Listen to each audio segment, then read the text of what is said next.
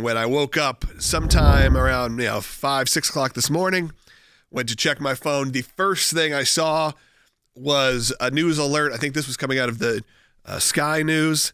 Said, if you're just waking up, a lot has happened overnight. And I was like, oh no, and here we are. And President Trump said, hey, look, I think Israel and Iran both have violated this ceasefire already. And I'm going to get on the phone immediately and try to stop this. And that seems to be precisely what he did. Was after getting in his helicopter and Marine One, getting on the phone with Bibi Netanyahu, because, of course, they were saying, hey, it just kept escalating. The ceasefire wasn't sticking, and therefore it was violated, so they're going at it. And with a few expletives here and there, President Trump said it's time that this stops. And what it seems like possibly, as of right now, that has worked.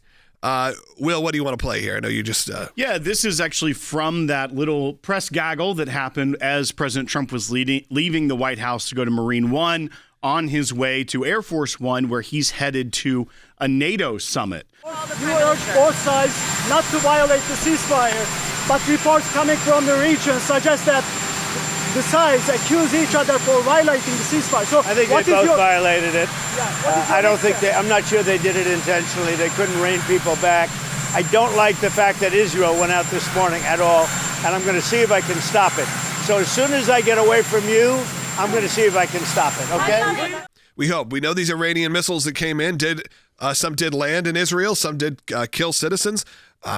Again, Israel went to go make an attack. We also did not play a clip from President Trump where it was a bit more expletive centered. You may have seen it already, so we thought you probably have already seen this clip where he said, essentially they don't know what they're doing anymore. They've been fighting for so long that they don't know what they're doing.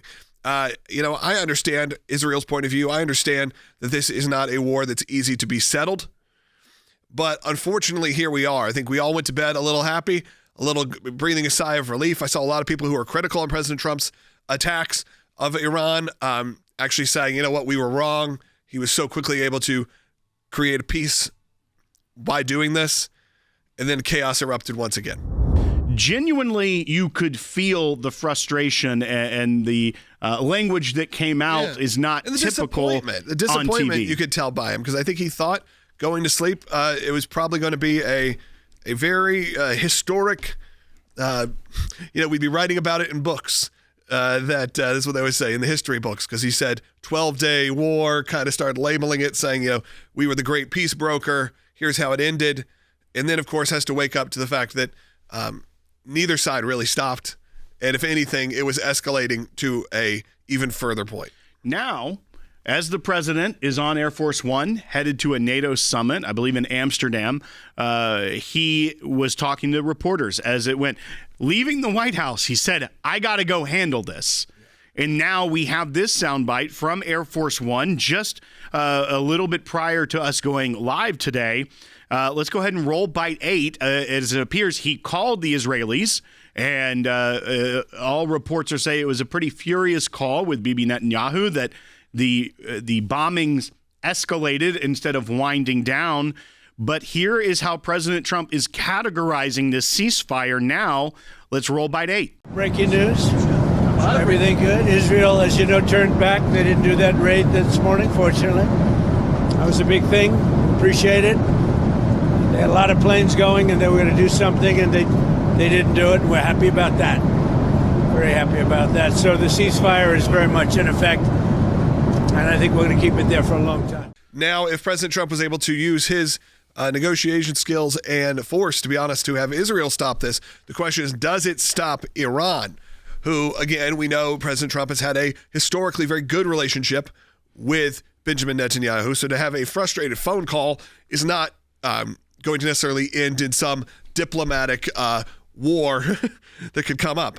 Now, that is not the same when you're dealing with a decimated Iran, trying to fight back with an Ayatollah who is really the last man standing. And I think what we need to be clear about here is that what President Trump wanted to achieve was take out the nuclear sites and not get the U.S. involved in a much broader war or a regime change conflict, which he said in another bite, and we can play later, that he's not looking for regime change in Iran. The objectives of the Israelis are very different, because they can never have peace with the Iranian regime. The Iranian regime, they have a countdown clock, got taken out by Israel in the heart of Tehran, that was ticking down to when the Ayatollah said there would be no more Israel in 2040. So they are vehemently against each other, and a ceasefire is not going to be a peace deal. But I think what President Trump's objectives here are to stop the fighting as it is. If there is regime change, that would have to be from the Iranian people, not outside forces forcing that. According to our president, the Israelis know that they have Iran in a very interesting position. Their proxies are decimated. Hezbollah's leadership is dead. Hamas's leadership is dead. The Houthis have been sidelined to some degree because Iran is too busy focusing on their own military engagement instead of supplying the Houthis with the arms they need to continue attacking U.S. and Israeli interests.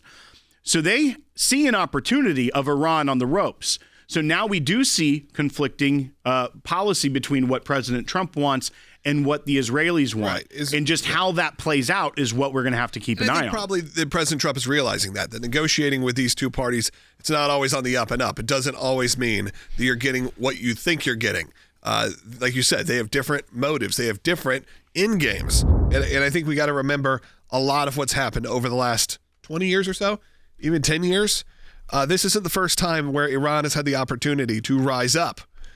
But unfortunately, it seems like it gets pushed back. What I feel like is a little different this time, if the opportunity is there, is that those previous times, the IRGC and the Iranian military and the Ayatollahs were at their strongest almost when these movements started to happen. It was after major crackdowns when they were when they were arresting people, executing them for not wearing their hijab correctly. But what is different now is how much of the leadership have been taken out by airstrikes from Israel, that they are weakened internally. If the people can find their voice, can take to the streets, and can seize that moment, there will never be meaningful peace with Iran while that leadership is in power, because they are a theocratic, genocidal death cult. And they have no real dreams of peace with the world. They have dreams of controlling the world by ushering in the 12th Imam, which is a core tenet of their version of Shia Islam. So they don't want peace. They want world domination, and they think destroying Israel is their way to get there. So ceasefire may be more peaceful, but it is not peace until that regime is gone. And that's what hopefully the Iranian people can bring about.